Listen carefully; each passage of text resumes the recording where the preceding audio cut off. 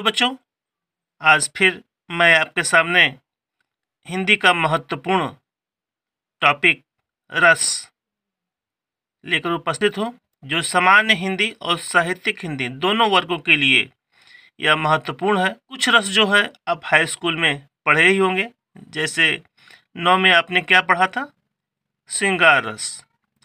श्रृंगार रस का स्थायी भाव क्या होता है? रति। और आपने क्या पढ़ा था? वीर रस। वीर रस का स्थायी भाव उत्साह। 10 में आपने क्या पढ़ा? हास्य रस। हास्य रस का स्थायी भाव हास। और क्या पढ़ा? करुण रस। करुण रस का स्थायी भाव शोक। ये आपको याद भी होगा। नहीं याद होगा तो चलिए एक बार मैं आपको दोहरा देता हूँ। जैसे जो रस है, देखिए मैं आपके सामने यहाँ लिखा हूँ, तो मैं ज़्यादा किसी दूसरे पर बात नहीं करूँगा। आपको पता ही होगा कि रस किसे कहते हैं।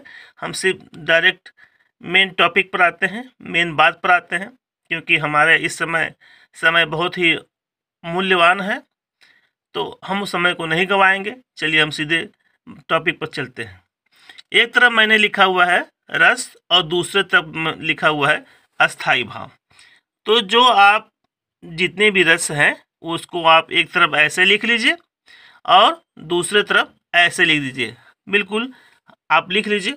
मुझे आशा है आप लिख लिए होंगे, नहीं लिखे होंगे तो कोई बात नहीं। चलिए देखिए, तो चलिए जो श्रृंगार रस है इसके बारे में मैं बताता हूँ।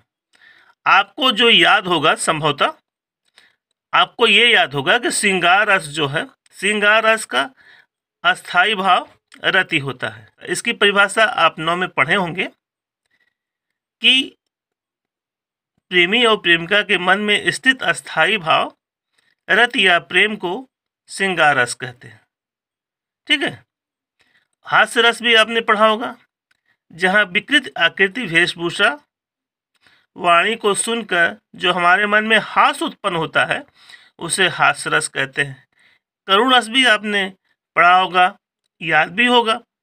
करुण रस का परिभाषा क्या था कि जब किसी वस्तु के अनिष्ट हो जाने की आशंका हमारे मन में उत्पन्न होती है तो वहाँ करुण रस होता है। वीर रस की परिभाषा, वीर रस का परिभाषा मैं सुनाने जा रहा हूँ। वीर रस युद्ध अथवा किसी कठिन कार्य को करने में हमारे अंदर निहित अस्थायी भाव को वीर रस कहते हैं। ये आपने 9 और 10 में पढ़ा होगा। आप बहुत से याद भी किए होंगे। तो चलिए मैं एक छोटा सा ट्रिक ही समझिए, मैं उसे बता देता हूँ ताकि आपको जल्दी से याद हो जाए, क्योंकि यह समय आपके लिए बहुत ही महत्वपूर्ण होगा। तो आपको याद होगा, आप जब रस पढ़े होंगे अपने गुरुजनों से, तो उसमें कुछ बातें आपको नोट की होंगी, उनकी बातों को आपने नोट किया होगा। जैसे अस्थाई भाव, ठीक है, विभाव, जैसे अस्थाई भाव, विभाव, अनुभाव, संचारी भाव, ये जो है आप नोट किए होंगे जब आपको पढ़ाए होंगे गुरुजन, तो ये आपने नोट किया होगा। तो देखिए एक बार मैं आगे बताऊं कि आपको कैसे बनाना है। एक ही मतलब एक रस याद कर लेंगे तो सारा रस आप बना लेंगे। उससे पहले मैं आपको ये बता दूं एक बार से कि श्रृंगार रस का स्थायी भाव रति, हास्य रस का स्थायी भाव हास, करुण रस का स्थायी भाव शोक, रौद्र रस का स्थायी भाव क्रोध, वीर रस का स्थायी भाव उत्साह, भयानक रस का स्थायी भाव भय, विभत्स रस का स्थायी भाव जुगुप्सा, अद्भुत रस का स्थायी भाव विस्मय, शांत रस का स्थायी भाव निर्वेद, वात्सल्य रस का स्थायी भाव वात्सल्य।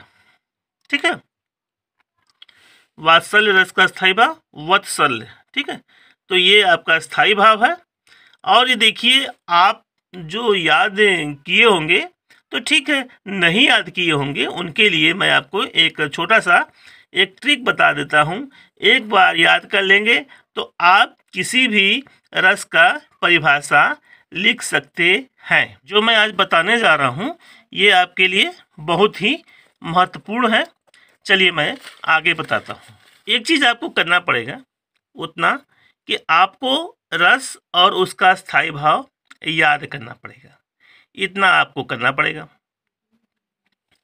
तो जैसे मैं श्रृंगार रस का मैं परिभाषा लिखने जा रहा हूँ, तो आपका जो पहला लाइन बनेगा, श्रृंगार रस का अस्थाई भाव रति होता है। ठीक है। ये देखिए ये श्रृंगार रस है, ये इसका अस्थाई भाव है। आप सबका अस्थाई भाव याद कर लीजिएगा, ठीक है। उसके बाद मैं जो परिभाषा बताने जा रहा हूँ, आपको मैं जो ऊपर दिखाया था, ये चारों अस्थाई भाव, विभाव, अनुभाव, संचारी भाव, इन्हीं के जोड़ से एक मैं परिभाषा की रचना करूँगा। वो आपको बहुत ही सरल लगेगा, क्योंकि हमेशा जैसे कि आप श्रृंगार रस याद करेंगे, हास्य याद करेंगे, करुण याद करेंगे, रौद्र करेंगे, वीर करेंगे, भयानक करेंगे, विभत्स करेंगे, अद्भुत करेंगे, शांत करेंगे, वात्सल्य करेंगे, ठीक है।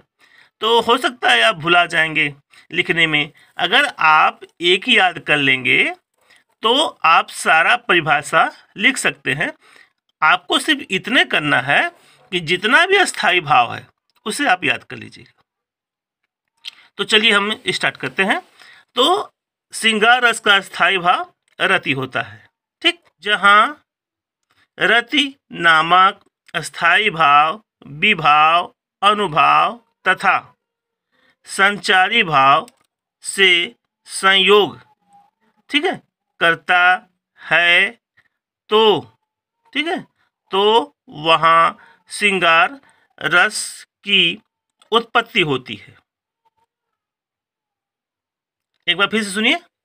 जहां रति नामक अस्थाई भाव, विभाव, अनुभाव तथा संचारी भाव से संयोग करता है, तो वहां श्रृंगार रस की उत्पत्ति होती है। और नीचे है ये उदाहरण, आप श्रृंगार रस का उदाहरण लिख दीजिएगा। अब आप कहेंगे एक को तो हमको याद हो गया, तो दूसरा कैसे बनेगा? तो दूसरा आपको कुछ भी नहीं करना है, बहुत सरल है। देखिए दूसरा मैं लिखने जा रहा हूँ। सबसे पहले मैं देखिए ऊपर पेंसिल से लिखा हुआ था ताकि मुझे कट पिट ना करना पड़े, तो मैं पेंसिल से जो लिखा हुआ था, यहाँ श्रृंगार रस, ठीक है, यहाँ रति, यहाँ फिर रति लिखा हुआ था और यह श्रृंगार रस, मैंने इन्हीं को मिटाया है। अब देखिए दूसरा जैसे मुझे लिखना है, किसका लिखे? रौद्र का लिख देते हैं, ठीक है। तो यहाँ आपको कुछ नहीं करना है, पहले आप सीधे यहाँ रौद्र लिखेंगे, रौद्र, ठीक। अब क्या हुआ पढ़िए। रौद्र रस का अस्थाई भाव क्या होता है? क्रोध। अब यहाँ लिखेंगे आप क्रोध, ठीक। अब देखिए रौद्र रस का स्थायी भाव क्रोध, ये एक लाइन आपको हमेशा लिखना है, जिस किसी का भी आपको लिखना होगा, ये एक लाइन आपको लिखना पड़ेगा, ठीक है।